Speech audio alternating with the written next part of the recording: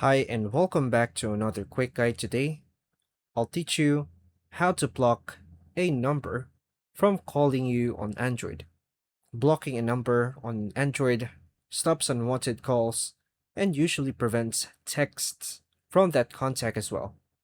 Most Android phones let you block numbers directly from the phone app in just a few taps. The exact menu names may vary depending on your phone brand and Android version.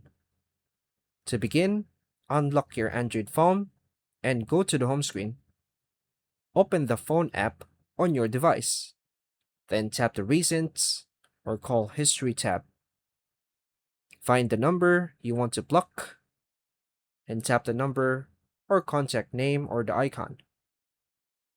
Open the Details or Information screen.